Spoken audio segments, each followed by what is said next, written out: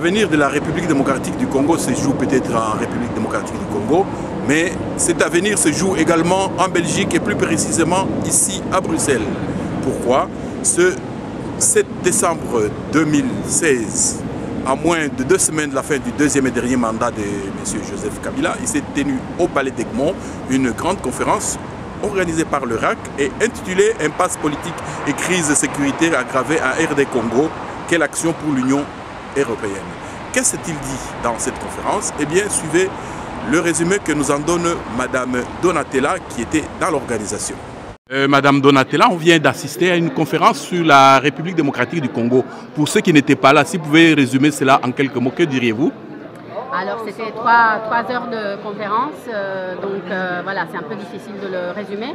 Mais ce qui est important de dire, c'est que nous avons eu plusieurs acteurs de la société civile congolaise, de la communauté internationale, des États membres, des Nations Unies. Et là, on a adressé un peu la situation, ce qui est le cadre de la situation en RDC, ce qui est un peu sombre, hein, vu la situation que vous connaissez bien. Et on a voulu avoir l'Union européenne ici présente pour pouvoir leur adresser nos recommandations. On demande à l'Union européenne qu'il décide finalement sur des sanctions ciblées, évidemment, à l'encontre de ceux qui sont responsables des violations des droits de l'homme. On demande à l'Union européenne de ne pas utiliser de l'argent de l'Union européenne pour soutenir le secteur de la justice, qui est un secteur qui opprime les Congolais. On demande un soutien particulier à la société civile qui doit pouvoir jouer son rôle dans un contexte démocratique. Et c'était ça un peu le résultat de la conférence. Et à 13 jours de la fin du deuxième et dernier mandat de M. Joseph Kabila, vous personnellement, avec toutes les informations que vous avez, pessimiste ou optimiste? Si optimiste, quel est l'élément qui vous permet d'espérer encore? C'est difficile d'être optimiste, évidemment, c'est clair. Nous n'avons pas de signaux qui nous disent que le président Kabila a intention de quitter le pouvoir.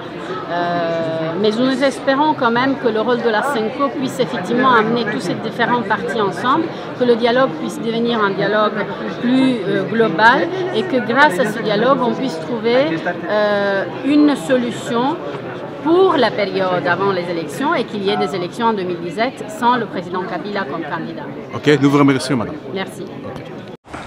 Mesdames, vous venez d'assister à la conférence organisée par le RAC et qui s'intitule « Impasse politique et crise sécuritaire aggravée en RD Congo ». Qu'en avez-vous retenu? Moi j'ai retenu que voilà,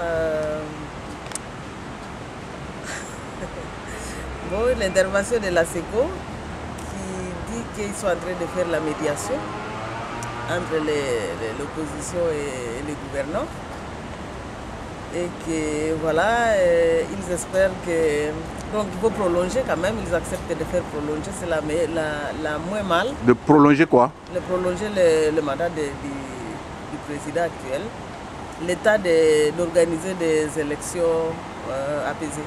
Et vous êtes de leur avis?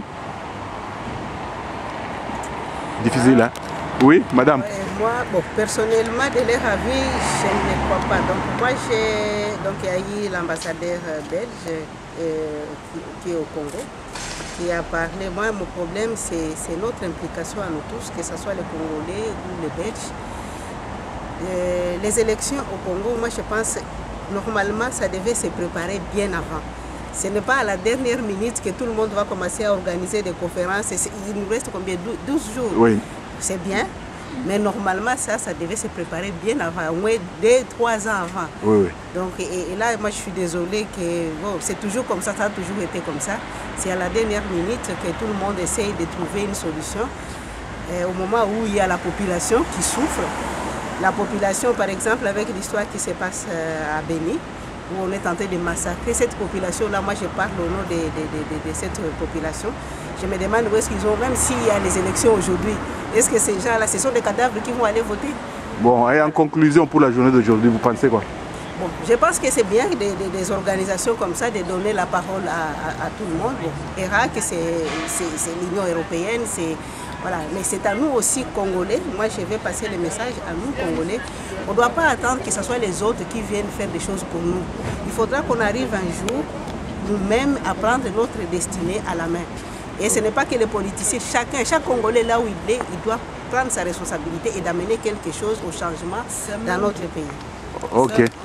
Vous concluez? Pour conclure, je trouve que c'est même c'est dégradant pour nous de devoir venir ici en Europe pour demander qu'ils nous aident. Parce que comme ils ont dit, nous sommes indépendants, nous sommes censés résoudre nos problèmes nous-mêmes.